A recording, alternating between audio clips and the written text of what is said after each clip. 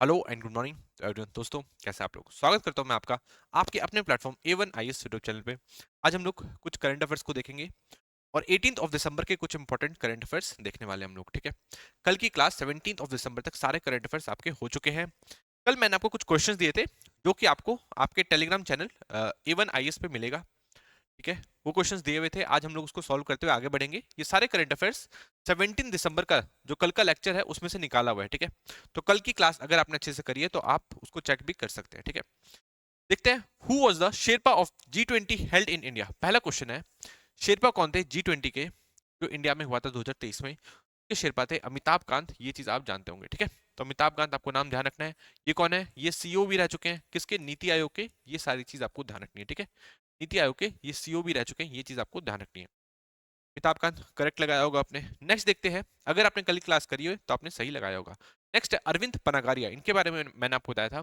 Chairman of the finance commission has recently written a book titled. इन्होंने कौन सी book लिखी है? तो इन्होंने बुक लिखी है द नेहरू डेवलपमेंट मॉडल। ये चीज मैंने आपको बता दी थी, तो fourth is the correct answer, ठीक है। अब हम लोग नेक्स्ट क्वेश्चन पे चलेंगे, question number third. Which of the following statement about Indian economist Arvind Panagariya is correct? ठीक है, अरविंद पनागारिया के बारे में पूछ रहा है। ही is the chairman of 15th finance commission. तो मैंने आपको क्या बताया था कि चेयरमैन बने हैं किसके? फाइनेंस कमीशन के। ये चीज मैंने ऑलरेडी बता दी थी कल के करंट अफेयर्स में, है ना। पर ये 15th नहीं है भाई, ये 16th है, ठीक है।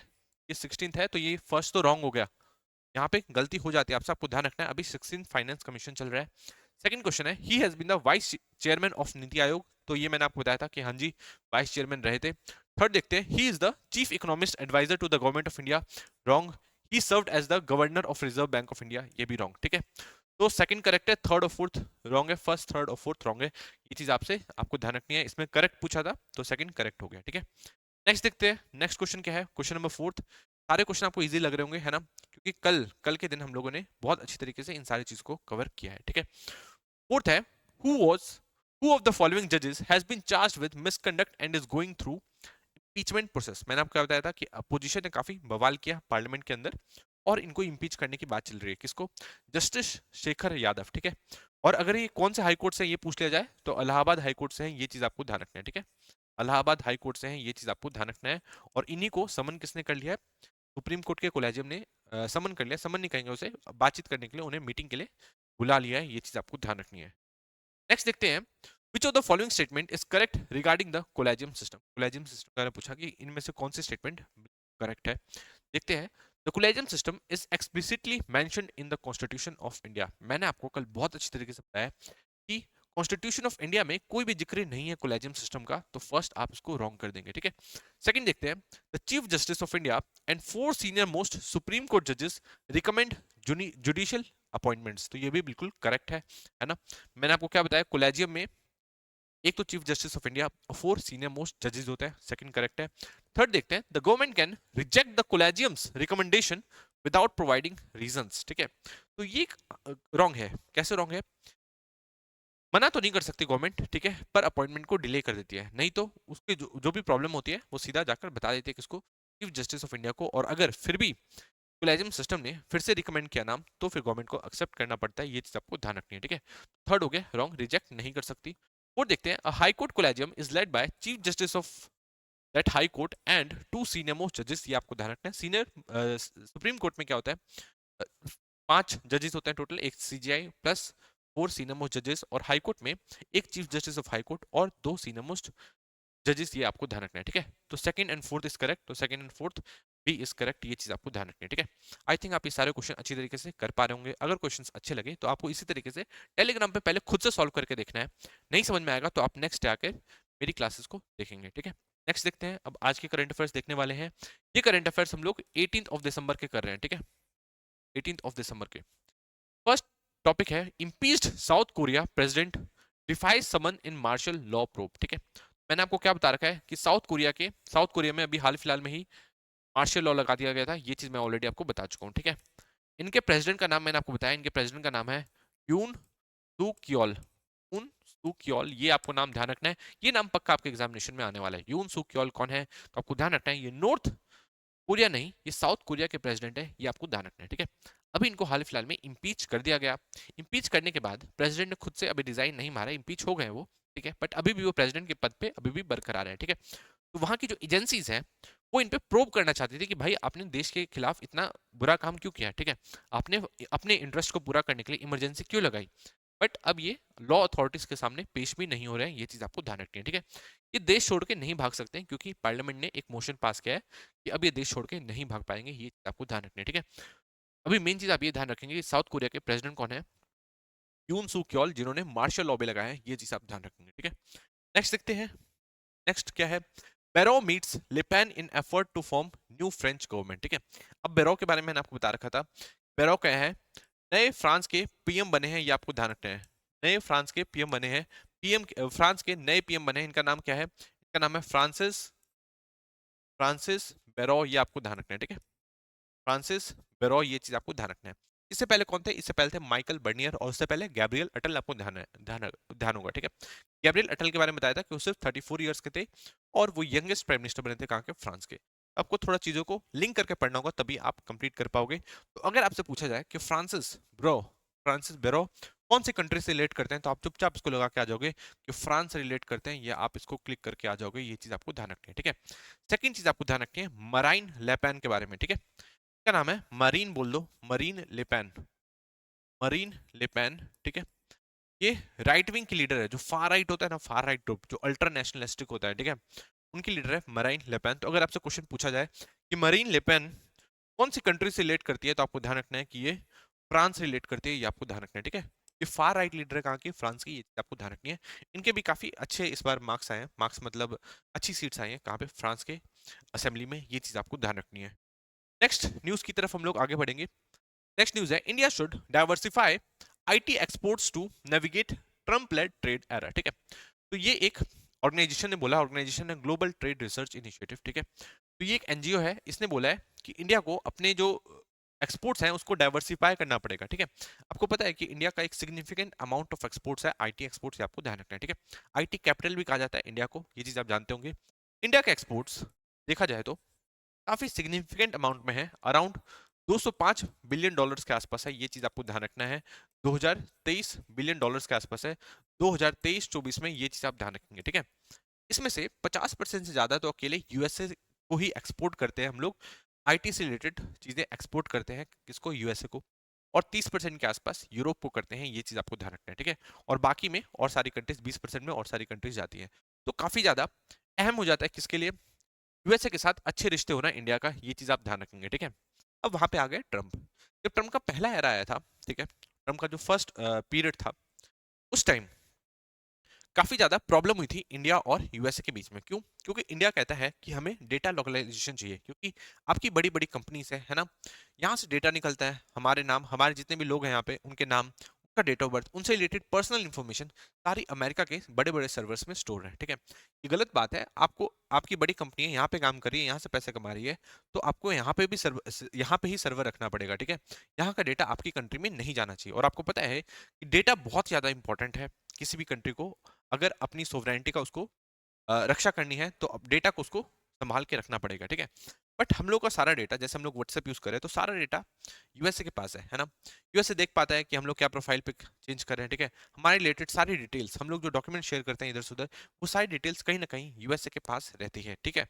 तो अब इसी वजह से इंडिया को प्रॉब्लम थी। इंडिया कहता है कि डेटा लोकलाइजेशन होना चाहिए, ये वर्ड आप ध्यान रखो, डेटा लोकलाइजेशन होना चाहिए, मतलब जो डेटा है उसको कोई भी कंपनी आए, ठीक है, इंडिया में ही डेटा सर्वर सेटअप करना पड़ेगा, ठीक है, इंडिया में ही डेटा सर्वर सेटअप करना पड़ेगा। बड़ी कंपनी की प्रॉब्लम ये रहती है कि भाई ये डेटा सर्वर सेटअप करने में बहुत ज्यादा पैसे खर्च होते हैं, ठीक है।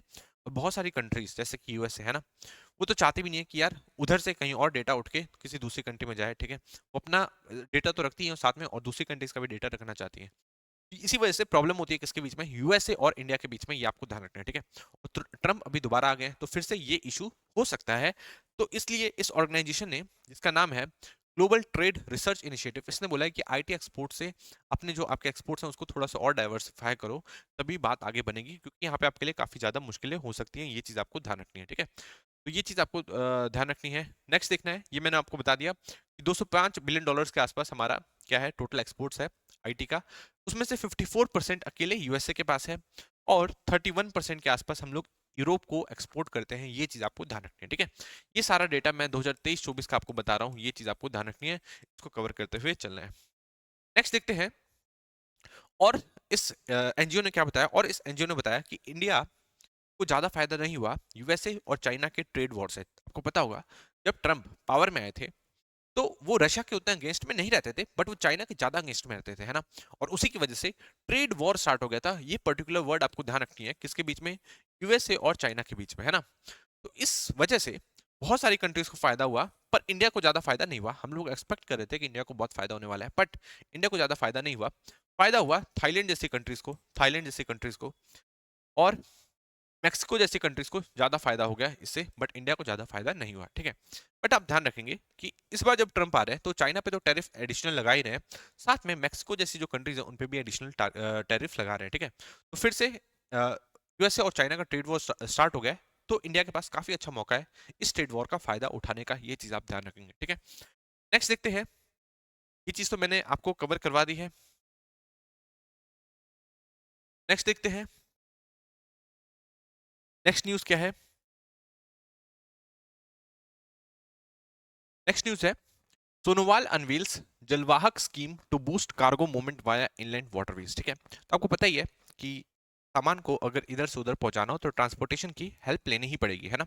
उसमें हमारे पास बहुत अलग अलग टाइप के ट्रांसपोर्टेशन है, जैसे कि हम लोग ट्रेन के रास्ते से पहुंचा सकते हैं, रोड्स के रास्ते से पहुंचा सकते हैं, नेशनल हाईवेज के थ्रू, तो वैसे ही हम लोग वाटरवेज का भी यूज कर सकते हैं, इनलैंड वाटरवेज का भी यूज कर सकते हैं, ये चीज आपको ध्यान रखनी है। और उसमें हम लोग नेशनल वाटरवेज 1, नेशनल वाटरवेज 2 और जितने भी हमारे नेशनल वाटरवेज है उन सबका इस्तेमाल कर सकते हैं, और जो कार्गो है उसको इधर से उधर पहुंचा सकते हैं, ये चीज आपको ध्यान रखनी है, ठीक है। जितनी भी वेस्टर्न जो कंट्रीज है वहां पे इसका बहुत ही एक्सटेंसिवली यूज किया जाता है, बट इंडिया में वो उस तरीके से यूज नहीं किया जाता, ठीक है। इंडिया भी इंडिया में भी इनलैंड वाटरवेज की कमी नहीं है, ठीक है। हमारे पास काफी अच्छी जगह है, 20,000 किलोमीटर से ज्यादा का जो एरिया है जिसको हम as an Indian inland waterways use कर सकते हैं, ठीक है। उसमें से 17,000 किलोमीटर के आसपास तो अकेले रिवर्स का रास्ता हम लोग यूज कर सकते हैं किसी भी कार्गो को इधर से उधर पहुंचाने के लिए, ठीक है। क्योंकि एक रिवर एक स्टेट से होकर तो गुजरती नहीं है, बहुत सारे स्टेट से होते हुए गुजरती है, तो हम लोग उसका यूज कर सकते हैं कोई भी कार्गो अगर हमें इधर से उधर पहुंचाना हो। तो वैसे ही उसी इनलैंड वाटरवेज का ही यूज करने के लिए जलवाहक स्कीम लॉन्च करी गई है, ये आपको ध्यान रखना है, ठीक है। जलवाहक से जल और वाहक मतलब कार्गो को ढोने वाला है, ठीक है। तो उससे आप भूलेंगे नहीं कि जलवाहक स्कीम क्या थी, ठीक है। समझ में आ गया। किसने लॉन्च किया है, ये लॉन्च किया है सोनोवाल ने। इनको आप जानते होंगे, ये हमारे कौन है, ये मिनिस्ट्री ऑफ शिपिंग है, ये आपको ध्यान रखना है, मिनिस्टर ऑफ शिप है, ये चीज आपको ध्यान रखना है, ठीक है। तो इन्होंने ये स्कीम लॉन्च की है, जलवाहक स्कीम, ये आप ध्यान रखेंगे। इस स्कीम के अनुसार अगर किसी को भी कार्गो से सामान को इधर से उधर ले जाना हो, ठीक है, तो जो भी कॉस्ट आएगा, है ना, आपको पता है कि लॉन्ग टर्म में ये जो कॉस्ट है काफी कम ही पड़ता है, ठीक है। बट स्टार्टिंग में क्योंकि इंडिया में इतना अच्छा अभी इंफ्रास्ट्रक्चर नहीं है इनलैंड वाटरवेज का, है ना, पर जो भी खर्चा आएगा उसका 35% हम लोग रीइंबर्स कर देंगे, ठीक है। 35% आपको एक तरीके से सब्सिडी मिल जाएगी, आपको पैसे वापस मिल जाएंगे, ये आपको ध्यान रखना है। कौन से स्कीम के तहत, जलवाहक स्कीम के तहत, ये आपको ध्यान रखना है, ठीक है।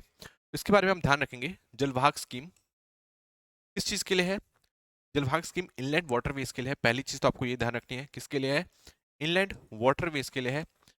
सेकंड चीज आप क्या ध्यान रखेंगे कि इसमें आपका जो भी ऑपरेटिंग कॉस्ट आएगा, जो भी आपका ऑपरेटिंग कॉस्ट आएगा उसका 13 ऑपरेटिंग कॉस्ट आएगा उसका 30%, उसका 35% आपको वापस रीइंबर्स कर दिया जाएगा, आपको वापस मिल जाएगा, ये चीज आपको ध्यान रखनी है, ठीक है। तो जलवाहक स्कीम किसके लिए, इनलैंड वाटरवेज के लिए, ये आपको ध्यान रखना है। किसने लॉन्च की है, मैंने आपको बता दिया, union minister of port shipping and waterways Sarbananda Sonowal ने किया है, ये चीज आपको ध्यान रखनी है, ठीक है। तो ये अलग अलग हाईवेज पे हुई है, कौन कौन सी वाटरवेज पे हुई है, कौन कौन सी waterways, national waterway 1, national waterway 2 और नेशनल वाटरवे 16, ये आपको ध्यान रखना है अभी के लिए, है ना। एक बार आप उसको मार्क भी कर लेंगे, मैंने मैप लगा रखा है तो उसको हम लोग एक बार देख भी लेंगे। इसमें आपको ध्यान रखना है मेन चीज, जो नेशनल वाटरवे 1 है, आपको मेन चीज क्या ध्यान रखनी है, जो नेशनल वाटरवे 1 है वो पटना से होकर भी गुजरती है, ये चीज आप ध्यान रखेंगे, ठीक है। कहां से होकर गुजरेगी, पटना से भी होकर गुजरेगी, ये चीज आपको ध्यान रखनी है। एक बार हम लोग देख लेते हैं उसको।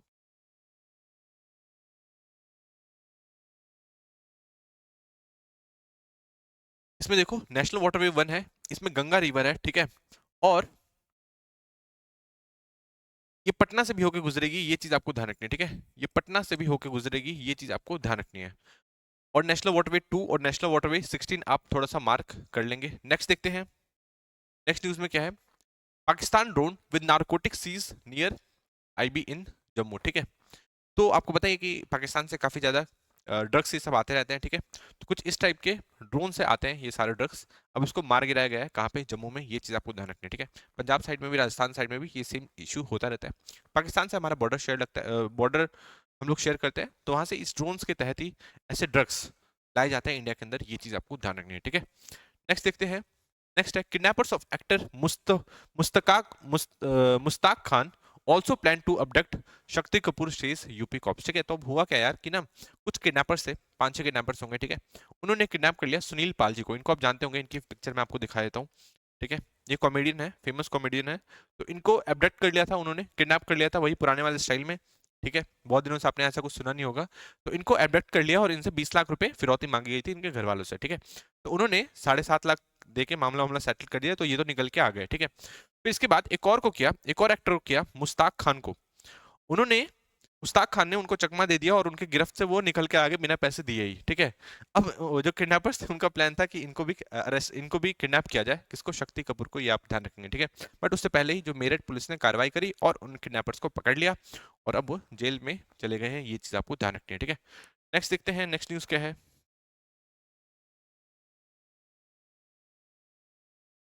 तो मैंने कवर करवा दी। Sheikh Hasina accuses fascist Yunus of helping communal forces, ठीक है।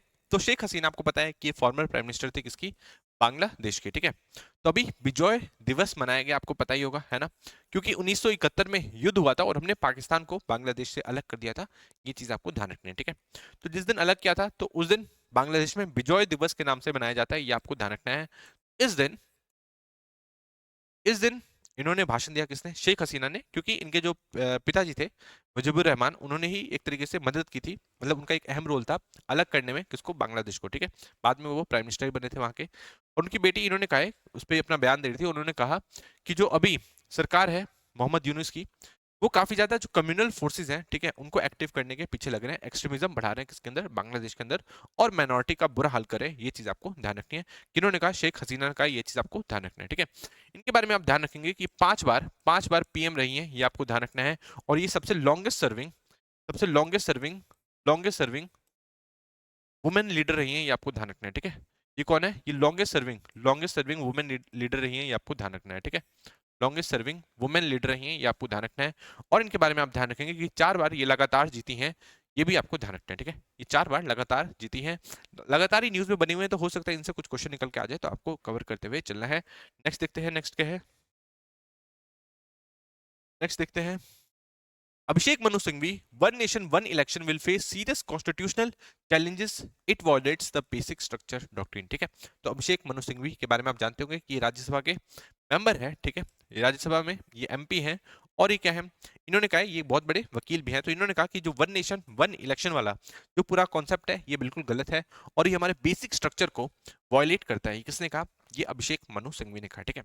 इनका कहना है कि वन नेशन वन इलेक्शन लाकर आप जो जनता की आवाज है उसको दबाने की कोशिश कर रहे हो, ठीक है, उनके फ्री विल को दबाने की कोशिश कर रहे हो।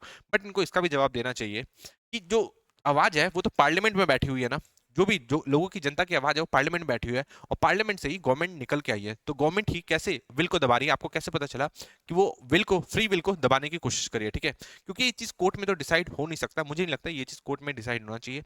ये पावर पार्लियामेंट के पास ही रहना चाहिए, ठीक है। क्योंकि अगेन जो कोर्ट है वो इलेक्टेड तो है नहीं, है ना, उसमें अनइलेक्टेड लोग बैठे रहते हैं। तो वो कैसे डिसाइड करेंगे कि लोगों का विल क्या है, लोग क्या चाहते हैं, वो कैसे डिसाइड कर सकते हैं। खैर, ये मेरा पर्सनल व्यूज था। पर अभिषेक मनु सिंघवी के बारे में ध्यान रखेंगे, इन्होंने कहा कि one nation one election constitutional नहीं है और ये बेसिक स्ट्रक्चर को वायलेट करेगा। यहां से क्वेश्चन निकल के आ सकता है कि बेसिक स्ट्रक्चर कौन से जजमेंट के बाद आया था। तो आपको ध्यान रखना है, केशव नंदा भारती केस के बाद आया था, ये आपको ध्यान रखना है, ठीक है।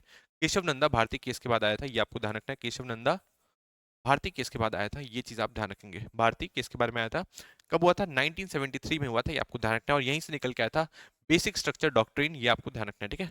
बेसिक स्ट्रक्चर डॉक्ट्रिन, ये आपको ध्यान रखना है।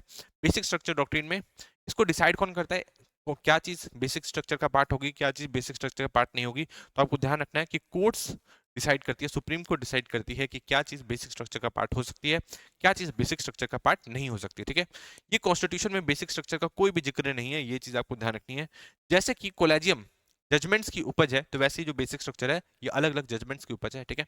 इसका कोई भी आधार नहीं है कॉन्स्टिट्यूशन के अंदर, ये चीज आप ध्यान रखेंगे, ठीक है। नेक्स्ट देखते हैं। Next, I am 79 have the energy of 30, ठीक है।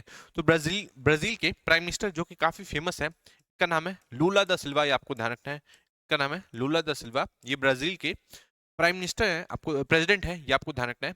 और अब ये रिलीज हो चुके हैं क्योंकि इनको कुछ ब्रेन में ब्लीडिंग हो गई थी, ठीक है। ब्रेन हेमरेज होता है तो जैसे ब्लीडिंग हो जाती है, तो वैसे इनको ब्लीडिंग हो गई थी, बट ये अब डिस्चार्ज हो चुके हैं और ये काफी अभी स्वस्थ है। तो ब्राजील के जो प्रेसिडेंट है वो डिस्चार्ज हो चुके हैं, ये आपको ध्यान रखना है। लूला दा सिल्वा का नाम आपको ध्यान रखना है, काफी ज्यादा ये इंपॉर्टेंट लीडर है, इंपॉर्टेंट वर्ल्ड लीडर है और काफी ज्यादा फेमस भी है, ये चीज आपको ध्यान रखना है, ठीक है। इस चीज को आप थोड़ा कवर करते हुए चलेंगे। नेक्स्ट, अमेजोन रिवर भी यहीं से होकर गुजरती है, आपको पता है ब्राजील से होकर गुजरती है, ये चीज आप ध्यान रखेंगे, ठीक है। नेक्स्ट देखते हैं। नेक्स्ट और क्या न्यूज में चल रहा है। Bengaluru techie case, Atul Subhash estranged wife found staying at a PG in Gurugram. तो आपको पता होना चाहिए कि जो अतुल सुभाष वाला केस हुआ था काफी दर्दनाक था, ठीक है। उनकी वाइफ को अरेस्ट कर लिया गया है, ये चीज आप ध्यान रखेंगे। नेक्स्ट देखते हैं। BSP chief Mayawati support simultaneous election hits out at Congress SP over reservation, ठीक है। तो बीएसपी की चीफ है कौन, ये मायावती, आप ध्यान रखेंगे। इन्होंने बीजेपी का सपोर्ट किया है किस चीज में, वन नेशन वन इलेक्शन में, ठीक है। इन्होंने कहा कि यार इससे हमारे काफी ज्यादा पैसे बचने वाले हैं, और अभी हाल फिलहाल में एक रिपोर्ट आई थी जिसके बारे में आप ध्यान रखेंगे।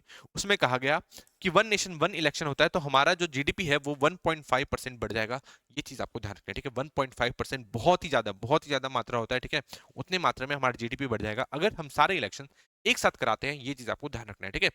यहाँ पे आप एक चीज ध्यान रखेंगे कि वन नेशन वन इलेक्शन मतलब क्या होता है। वन नेशन वन इलेक्शन मतलब होता क्या है, ठीक है। तो मैंने आपको बताया था कि जो नेशनल लेवल के जो भी इलेक्शन होंगे, स्टेट लेवल के इलेक्शन होंगे, सारे एक साथ होंगे। आपको ध्यान रखना है कि नेशनल लेवल के इलेक्शन एक साथ होंगे, नेशनल और स्टेट लेवल के, और पंचायत लेवल के भी इलेक्शन जो है वो एक साथ होंगे, ये आपको ध्यान रखना है, ठीक है। अब इसको इंप्लीमेंट कैसे करा जाएगा, तो आप ध्यान रखेंगे वन नेशन वन इलेक्शन दो फेजेस में होते हैं, फेज वन और ये होगा फेज टू, ये चीज आपको ध्यान रखना है, ठीक है। वन नेशन वन इलेक्शन मतलब ये बिल्कुल भी नहीं है कि एक ही दिन में सारा इलेक्शन कर लेना है, नहीं, ये इसका मतलब बिल्कुल भी नहीं है, आपको ध्यान रखना है। फेज वन फेज टू होगा। फेज वन में क्या होगा कि नेशनल और स्टेट लेवल के इलेक्शंस एक साथ हो जाएंगे, नेशनल और स्टेट लेवल के इलेक्शन एक साथ होंगे, और पंचायत लेवल के इस इलेक्शन के 100 दिन के भीतर ही पंचायत लेवल के भी इलेक्शंस हो जाएंगे, ये आपको ध्यान रखना है। 100 दिन के भीतर ही पंचायत लेवल के भी इलेक्शंस होंगे, ये आपको ध्यान रखना है, ठीक है। क्वेश्चन बन के आ सकता है कि वन नेशन वन इलेक्शन मतलब है कि एक ही दिन में सारे इलेक्शन खत्म हो जाने चाहिए, तो आपको ध्यान रखना है नहीं, ऐसा बिल्कुल भी इसका मतलब ये नहीं है। इसका मतलब ये है कि एक पर्टिकुलर टेन्योर में सारे इलेक्शंस आपके कंप्लीट हो जाए, ये आपको ध्यान रखना है, ठीक है। तो दो फेज में होगा, ये ऑलरेडी मैं आपको बता चुका हूँ। बीएसपी के जो चीफ है कौन, मायावती, उन्होंने ये सपोर्ट किया किसको, बीजेपी को, वन नेशन वन इलेक्शन पे। सेकंड चीज इन्होंने कहा कि सबसे ज्यादा अगर जो दलित हैं उनको नुकसान पहुंचा है तो कांग्रेस नहीं पहुंचा है, क्योंकि वो पुराने टाइम को याद दिलवा रही थी, यूपीए एरा को याद दिलवा रही थी जब उन्होंने रिजर्वेशन का विरोध किया था, ये चीज आप ध्यान रखेंगे, ठीक है। अब नेक्स्ट हम लोग आगे बढ़ते हैं। नेक्स्ट न्यूज में क्या है। Nitish Kumar पोस्टपोन्स Mahila Samvad Yatra even as Tejashwi stunts many with cash transfer promise, ये आपको ध्यान रखना है, ठीक है। तो मैंने आपको क्या बताया था कि आरजेडी के जो भी चीफ बने हुए हैं कौन, तेजस्वी यादव, जो कि अभी लीडर ऑफ अपोजिशन भी है, कहाँ पे, बिहार लेजिस्लेटिव असेंबली में। बिहार लेजिस्लेटिव असेंबली में लीडर ऑफ अपोजिशन कौन है, तेजस्वी यादव, ये आपको ध्यान रखना है, ठीक है। ये आरजेडी के भी अभी चीफ ही है एक तरीके से, है ना। तो इन्होंने कहा कि ये जितनी भी वुमेन है बिहार की, सबको 2500 रुपए खाते में देंगे, ये आप ध्यान रखेंगे, ठीक है। तो इस टाइप की स्कीम जैसी इन्होंने अनाउंस की, बीजेपी को और नीतीश कुमार के जो पार्टी है जेडीयू को काफी बड़ा झटका लगा। उन्हें लगा कि भाई हमारे जो नीचे से जमीन खिसक जाएगी, ठीक है, अगर ऐसा करने लगे तेजस्वी यादव को तो। क्योंकि अभी देखा गया कि हाल फिलहाल में ही ऐसी कुछ स्कीम लाई गई थी, कहाँ पे, झारखंड के अंदर, ठीक है, जहाँ के सीएम हेमंत सोरेन है, वहां पे मुख्यमंत्री मैया सम्मान योजना लाया गया था, ठीक है, जिसमें 1500 1000 रुपए देने की बात करी गई थी, ये चीज आप ध्यान रखेंगे, ठीक है। तो वहां पे उनकी जीत हो गई। फिर उन्होंने देखा कि बीजेपी की भी जीत हो चुकी है, कहाँ पे, महाराष्ट्र के अंदर। उनका जो अलायंस था महायुति करके, उन्होंने वादा किया था कि वो 1500 रुपए तो अभी दे रहे हैं, इस 1500 को हम लोग और बढ़ा के 2100 भी करने वाले हैं, ठीक है। तो वहां पे भी उनकी भी जीत हो गई। तो अब बिहार में आरजेडी ने भी सेम चीज कर दिया, ये आपको ध्यान रखना है। ये 2500 रुपए देंगे हर एक महिला को, ये चीज आप ध्यान रखेंगे, ठीक है। तो इससे पहले एक यात्रा होने वाली थी नीतीश कुमार की, महिला संवाद यात्रा, ठीक है, इसको इन्होंने पोस्टपोन कर दिया, ठीक है। इन्होंने अभी हाल फिलहाल के लिए रोक दिया, ये आपको ध्यान रखना है, ठीक है। नेक्स्ट देखते हैं, क्योंकि अभी कुछ और बेटर स्कीम लेकर आएंगे, किसके लिए, बिहार की जनता के लिए, ये चीज आप ध्यान रखेंगे, ठीक है। तेजस्वी यादव ने एक और आरोप लगाया है कि ये जो यात्रा करने वाले हैं, ये जो यात्रा करने वाले हैं, इसमें 225 करोड़ रुपए का खर्च आने वाला है, ठीक है। और ये खर्च कौन बियर करेगा, ये बिहार गवर्नमेंट, मतलब बिहार की जनता खर्च बियर करेगी, ठीक है, जो कि बिल्कुल गलत बात है, ये चीज आपको ध्यान रखनी है। अब हम लोग नेक्स्ट न्यूज की तरफ आगे बढ़ते हैं। नेक्स्ट क्या है, एक और चीज आप ध्यान रखेंगे कि ये जो यात्रा है ना, कहाँ से स्टार्ट होने वाली है, पश्चिम चंपारण से स्टार्ट होने वाली है, ये आपको ध्यान रखना है। पश्चिम चंपारण में वाल्मीकि नगर से स्टार्ट होने वाली है, ये आप ध्यान रखेंगे, ठीक है। पश्चिम चंपारण में वाल्मीकि नगर से स्टार्ट होने वाली है, इसे आप ध्यान रखेंगे। यात्रा का नाम तो आपको याद ही होगा, यात्रा का नाम, यात्रा का नाम है महिला संवाद यात्रा, ये आपको ध्यान रखना है, ठीक है। तो आई थिंक आपको ये सारी चीज क्लियर हो चुकी होगी। अब हम लोग नेक्स्ट न्यूज की तरफ आगे बढ़ेंगे, नेक्स्ट न्यूज की तरफ आगे बढ़ेंगे। नेक्स्ट न्यूज क्या है, नेक्स्ट है, two Russian oil tankers wrecked in Black Sea, ठीक है। तो ब्लैक सी आपको मैं ऑलरेडी लोकेशन समझा चुका हूँ। वहां पे रशिया की कुछ शिप थी, वो बीच से ही टूट गई, और उसके अंदर जो ऑयल था वो पूरे एरिया में, पूरे जो वाटर है वहां पे स्पिल कर गया, ये चीज आपको ध्यान रखनी है, ठीक है। तो ये घटना कहाँ पे हुई है, लोकेशन आपके लिए इंपॉर्टेंट है, लोकेशन है कर्ज स्टेट में ये घटना हुई है, ये आपको ध्यान रखना है, ठीक है। नाम क्या है, कर्ज स्टेट, ये चीज आप ध्यान रखेंगे, ठीक है। अब बताओ, मेरे जो करंट अफेयर्स हैं उसको फॉलो करने का फायदा ये होता है कि मैं आपको मैप साथ साथ दिखाता ही रहता हूँ, ठीक है। मैंने आपको बताया था ब्लैक सी के बारे में, है ना, वहां पे मैंने उस दिन आपको दो चीजें याद करवाई थी, ब्लैक सी और सी ऑफ अजॉब के बारे में, याद है कि नहीं आपको, ठीक है। क्या, ब्लैक सी और सी ऑफ अजॉब, ये दो चीज मैं ऑलरेडी आपको बता चुका हूँ, ठीक है। अब इन दोनों को ही कनेक्ट करती है, इन दोनों को ही कनेक्ट करती है एक स्टेट, उस स्टेट का नाम है कर्ज स्टेट, ये आपको ध्यान रखना है। तो क्वेश्चन में क्या आएगा, क्वेश्चन में आएगा कि कर्ज स्टेट कौन से दो चीज को कनेक्ट करता है, ये आपको ध्यान रखना है। कौन सी दो चीजों को कनेक्ट कनेक्ट करता है, तो आपको ध्यान रखना है कर्ज स्टेट ब्लैक सी और सी ऑफ एजोव को कनेक्ट करता है, ये चीज आप ध्यान रखेंगे, ठीक है। एक बार लोकेशन में आपको फिर से याद दिलवा देता हूँ, ठीक है। एक बार लोकेशन हम लोग फिर से याद कर लेते हैं। मैंने आपको कुछ ऐसी लोकेशन बताई थी, यूक्रेन है ना, ऊपर रशिया है, ये मैंने आपको बताया था। ये क्या हो गया, ये हो गया यूक्रेन का क्राइमियन क्राइमियन पेनिसुला, ठीक है। ये क्या था, यूक्रेन का क्राइमियन पेनिसुला, ये चीज मैं ऑलरेडी आपको बता चुका था, क्राइमियन पेनिसुला।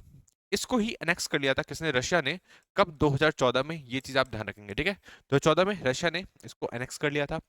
और ये है कर्ज स्टेट, ये आपको ध्यान रखना है, और ये है सी ऑफ एजोव, ये आप ध्यान रखेंगे, ठीक है। सी ऑफ एजोव, और ये हो गया ब्लैक सी, आपको ध्यान रखना है ना। तो ब्लैक सी और सी ऑफ एजोव को कनेक्ट करने वाली जो स्टेट है वो कौन सी है, वो है कर्ज स्टेट, ये आप ध्यान रखेंगे। इसका नाम क्या है, इसका नाम है कर्ज स्टेट, ये आप ध्यान रखेंगे। अब मुझे नहीं लगता आप कभी भूलने वाले हैं, यहाँ से क्वेश्चन पक्का आएगा, ये चीज आपको ध्यान रखनी है, ठीक है। उड़ीसा पोर्ट के बारे में भी मैं ऑलरेडी आपको बता चुका हूँ, ये किसका पोर्ट है, ये पोर्ट है यूक्रेन का, ये ऑलरेडी मैं आपको बता चुका हूँ। ब्लैक सी हो गया, नीचे हो गया मेडिटेरेनियन सी, और ये हो गया कैस्पियन सी, इसको आपको थोड़ा सा कवर करते हुए चलना है, नीचे है टर्की, ये चीज आपको ध्यान रखनी है, ठीक है। सबसे ज्यादा बॉर्डर ब्लैक सी का कौन सी कंट्री के साथ लगता है, ये बात भी मैंने आपको बताई थी, ये आप मुझे नीचे कमेंट सेक्शन में बताएंगे। देखो क्वेश्चन यहीं से आते हैं, ठीक है। क्वेश्चन आपको लगा कि बहुत ज्यादा डिफिकल्ट आ गए, सारे क्वेश्चन ऐसे ही निकल के आते हैं, तो आपको करंट अफेयर्स देखना बहुत ही ज्यादा जरूरी है। समझ में आया, कर्ज स्टेट के बारे में, क्राइमियन पेनिसुला और सी ऑफ एजोव के बारे में। नेक्स्ट देखते हैं, Sri Lankan president Dissanayake meets PM Modi vows not to let the country's territory be used for anti India activities, ठीक है। अब श्रीलंका के जो प्रेसिडेंट है, इसका नाम है अनुराग कुमारा दिसानायका, ठीक है। इनका नाम आप याद कर लो, इनसे क्वेश्चन आ सकता है कि ये, क्योंकि हम लोग जितनी भी नेबरहुड में जितनी भी कंट्रीज है उसके प्रेसिडेंट या जो भी हेड ऑफ गवर्नमेंट है उनके नाम आपको पता होनी चाहिए। तो अभी रिसेंटली ही प्रेसिडेंट बने हैं कहा के श्रीलंका के, इनका नाम आपको पता होना चाहिए, इनका नाम है अनुराग कुमारा दिसानायका, ठीक है। ये भी आए थे इंडिया, मेरे को पता ही है, आपको मैंने ऑलरेडी बताया था, है ना। और इन्होंने पीएम मोदी से मीटिंग की, प्रेसिडेंट ऑफ इंडिया से मीटिंग की, और फॉरेन मिनिस्टर से भी मीटिंग की, ये चीज आप ध्यान रखेंगे, ठीक है। तो इन्होंने कुछ वादे भी किए हैं, किससे, इंडिया से, उसके बारे में हम लोग देखेंगे। अनुराग कुमार के बारे में आप एक चीज याद रखेंगे कि ये, इनको एंटी इंडिया माना जाता था, बट ये इनकी फर्स्ट किसी फॉरेन कंट्री में गए हैं, और जो पहली कंट्री हुई है जिसमें ये गए वो इंडिया ही है, ये आपको ध्यान रखना है, ठीक है। अब ये चीज बहुत ज्यादा इंपॉर्टेंट है आपके लिए, ये चीज ध्यान रखना कि आसपास की जितनी भी कंट्रीज है, जैसे जो मालदीव की भी जो फर्स्ट मीटिंग थी इंडिया में होने वाली थी, बट वो चाइना चले गए थे, है ना। अभी नेपाल में केपी शर्मा ओली इंडिया ना जाके कहाँ पे गए, वो चाइना में गए, है ना। इससे पता चलता है कि इंडिया की पकड़ जो आसपास की कंट्रीज में काफी कम होती जा रही है, ये चीज आपको ध्यान रखना है ना। बट जो अनुराग कुमार दिसानायका है, ये इंडिया में पहली विजिट हुई इनकी, ये चीज आप ध्यान रखेंगे, मतलब इन्होंने एक तरीके से पॉजिटिव साइन दिखाया। सेकंड चीज, इन्होंने आते ही प्रॉमिस किया कि हम लोग अपने लैंड को कुछ भी गलत इस्तेमाल नहीं होने देंगे जो कि इंडिया के सिक्योरिटी इंटरेस्ट को के लिए खतरा बने, ठीक है। तो इंडिया के लिए, इंडिया के इंटरेस्ट के लिए खतरा हम अपने लैंड को नहीं बनने देंगे। ये बहुत बड़ा प्रॉमिस कर गए हैं कौन, दिशानायका, ये चीज आप ध्यान रखेंगे, ठीक है। और भी बहुत सारे मुद्दों पे बात हुई।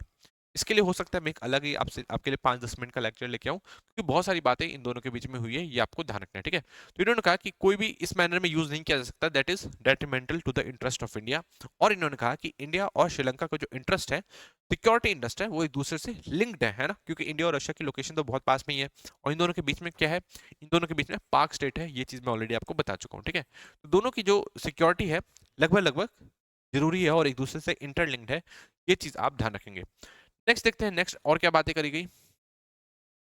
और इन्होंने कुछ बोला, और इन्होंने बोला है कि म्यूचुअल ट्रस्ट हम दोनों के लिए बहुत जरूरी है। और प्लस इन्होंने प्राइम मिनिस्टर मोदी जी को थैंक भी किया। क्यों? क्योंकि जब 2022 में, आज से 2 साल पहले, बहुत ही बड़ा क्राइसिस आ गया था श्रीलंका में, तो इंडिया ने उनको $5 बिलियन का ग्रांट दिया था, ये चीज आपको ध्यान रखना है, ठीक है। $5 बिलियन का ग्रांट दिया था। ग्रांट मतलब ये हो गया कि अब वो पैसे दे दिए, हमें वो पैसे वापस नहीं चाहिए, हमने लोन रूप में नहीं दिया, उनको ग्रांट दे दिया। ये चीज आपको ध्यान रखनी है, ठीक है। ये सारी बातें हुई किसके बीच में, इंडिया और श्रीलंका के बीच में। और एक डिफेंस कॉपरेशन भी साइन करने के लिए, डिफेंस कॉपरेशन से रिलेटेड एक एग्रीमेंट भी साइन करने की बात चल रही है किसके बीच में, इंडिया और श्रीलंका के बीच में। ये आप ध्यान रखेंगे, मुझे लगता है ये बहुत ज़्यादा इंपॉर्टेंट है इंडिया की सिक्योरिटी के लिए, कि हम लोग उनके जो डिफेंस, जो उनका पूरा सेक्टर है, उससे काफ़ी अच्छी तरीके से कनेक्टेड है, ताकि हमारी सिक्योरिटी अच्छे से हम बरकरार रख पाए, ठीक है। एक और चीज आप ध्यान रखेंगे कि एक फिशरमैन का बहुत बड़ा इशू होता है किसके बीच में, इंडिया और श्रीलंका के बीच में, है ना। श्रीलंका हमारे फिशरमैन को मार देता है, कई बार वो गलती से भी क्रॉस कर जाते हैं, तो है ना। तो उस पे दिशानायका ने कहा कि हम ऐसा सोल्यूशन लाएंगे जो कि ड्यूरेबल हो, जो कि लॉन्ग टर्म हो, और सस्टेनेबल सॉल्यूशन हो, ठीक है। ऐसा हो कि मतलब चल पाए अच्छी तरीके से काफी लंबे टाइम तक। तो हम ऐसा कुछ बीच का रास्ता निकालेंगे, किसने कहा, दिशानायका ने कहा। ये चीज आपको ध्यान रखना है। तो मतलब जो ओवरऑल पूरी जो विजिट हुई है काफी अच्छी हुई है, ये आपको ध्यान रखना है। और अभी की मैं न्यूज आपको बता रहा हूँ, ये बिहार में महाबोधि महाबोधि टेम्पल है, वहां पे भी आए हुए हैं, ये आपको ध्यान रखना है, ठीक है। महाबोधि टेम्पल कहाँ पे, गया में, ये आपको पता ही होगा, है ना। और आपको चेक करना है, ये यूनेस्को वर्ल्ड हेरिटेज साइट भी है, ये भी आप मुझे नीचे कमेंट सेक्शन में बताएंगे, ठीक है। इस तरीके से आपको चीजों को थोड़ा कवर करते हुए चलना है। नेक्स्ट न्यूज हम लोग देखने वाले हैं। नेक्स्ट न्यूज क्या है, Israel approves plan to double population in Golan Heights, ये आपको ध्यान रखना है, ठीक है। तो आपको पता ही है कि सीरिया में सरकार गिर गई है, ये चीज आपको पता ही है ना। अब जो इसराइल है, इसराइल और सीरिया के बीच में एक कन्फ्लिक्ट था, इसराइल और सीरिया के बीच में कन्फ्लिक्ट था, किसका, गोलन हाइट्स का, ये आपको ध्यान रखना है। किसका कन्फ्लिक्ट था, गोलन हाइट्स का कन्फ्लिक्ट था, ये आपको ध्यान रखना है, ठीक है। तो पहला क्वेश्चन तो यही बन सकता है कि गोलन हाइट्स का कन्फ्लिक्ट इसराइल और हिजबुल्ला के बीच में था, तो आपको ध्यान रखना है इसराइल और हिजबुल्ला नहीं है, इसराइल और सीरिया है, ये आपको ध्यान रखना है, ठीक है। तो असद की सरकार जो थी सीरिया के अंदर, वो तो गिर चुकी है ना।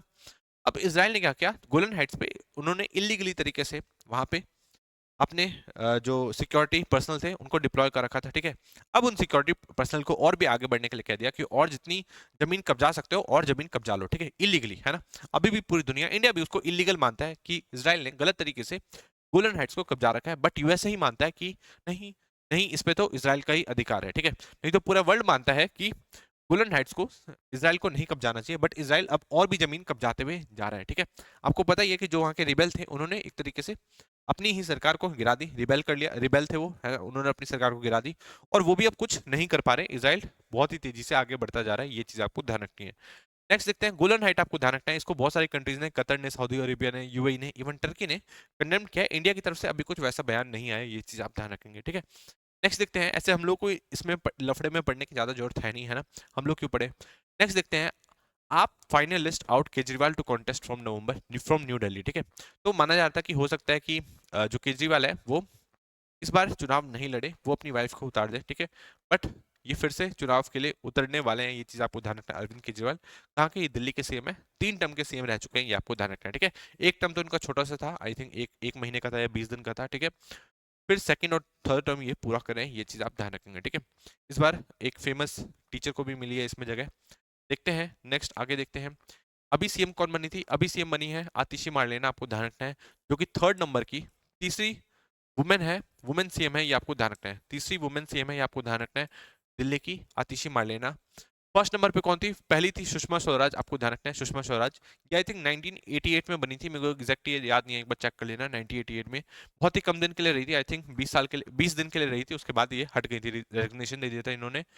सेकंड पे कौन बना था? सेकंड में बनी थी शीला दीक्षित, ये आपको ध्यान रखना है। और थर्ड पे आतिशी मार्लेना बनी है, थर्ड वुमेन सीएम बनी है दिल्ली की, ये चीज आपको ध्यान रखना है, ठीक है।